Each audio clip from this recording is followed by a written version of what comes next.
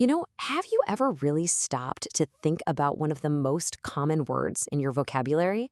It's a simple 5 letter word, but it might just be holding you back way more than you realize. Okay, let's dive into this. So, in this explainer, we're getting into the hidden psychology of over apologizing. And it all really kicks off with this simple question. Really think about it. Do you find yourself saying sorry on autopilot, almost like it's a reflex? You know the moments I'm talking about? Maybe you apologize for texting someone first, like you're automatically a bother, or for asking a perfectly normal question in a meeting. And the classic one, someone bumps into you, and sorry just flies out of your mouth before you can even think. It can honestly feel like you're apologizing for just existing. If any of that feels familiar, then you are definitely in the right place. So let's get right into it. What is really going on when we feel the need to apologize for just taking up space? Well, the first thing to get straight is that this goes way deeper than just being polite or, having good manners. This is actually a learned psychological pattern, a habit that's been wired into our brains for a very specific reason.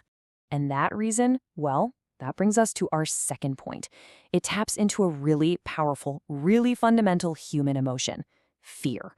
And more specifically, the fear of rejection. Now, there's a clinical term for this, which sounds kind of fancy: high self-monitoring. But all it really means is that you're constantly scanning how you're coming across to other people.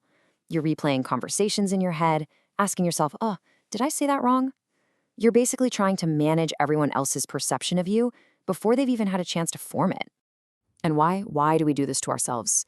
Because deep down, all that constant monitoring, all that worry is driven by this profound fear of rejection. It's a fear of being disliked or ignored, or maybe even pushed out of the group. Apologizing becomes this preemptive strike against anyone possibly disapproving of you. Okay, and this is where it all starts to click into place. This whole behavior actually has a name, and it's a concept that might just change how you see your own reactions to stress and conflict. We so often mistake this over-apologizing for just being kind or accommodating, but what if it's not a social grace at all? What if it's actually a hardwired survival instinct? This illustrates it perfectly. We've all heard of fight, flight, or freeze, right? Those are the classic go-to responses our bodies have to a perceived threat. But it turns out psychologists have identified a fourth, much lesser-known response: fawn. So the fawn response is all about seeking safety. Instead of fighting a threat or running from it or freezing up, you try to appease it. You try to head off conflict at the pass by pleasing and pacifying the people around you. You make yourself as helpful, as agreeable as possible to neutralize any potential danger. And that is the connection. That's why you say sorry. You're trying to smooth things over, to de-escalate a situation that probably wasn't even tense to begin with. You're using an apology as a tool to manage other people's emotions, just to make sure you stay safe. Now, fawning might feel like it's keeping you safe in the moment. And maybe it is. But this strategy comes with a really significant long-term cost. Because over time, when you're constantly putting other people's feelings, or what you think their feelings are, before your own, you start to shrink yourself.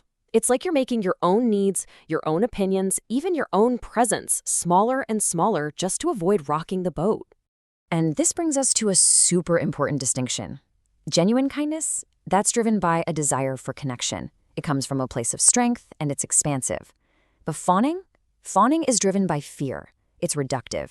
It's not about building a real connection. It's about managing a threat. One makes your world bigger, the other makes it smaller. So how do we break this cycle, right? How do we stop shrinking and start reclaiming our space in the world?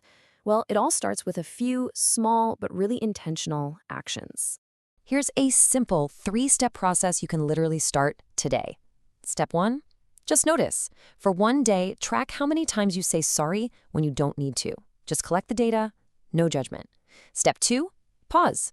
The next time you feel sorry about to come out, just take a breath and ask yourself, is an apology really needed here? And finally, step 3, rephrase.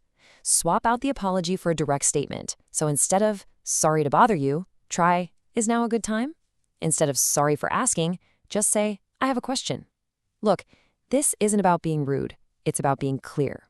It's practice for standing your ground and owning your space. And this is the core message of this whole explainer. You do not have to apologize for taking up space. You have a right to be here.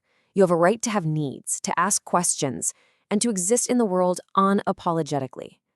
So I'll leave you with this question. When you stop pouring all your energy into constantly apologizing and shrinking yourself down, you get all that energy and all that space back for yourself. So what will you do with it?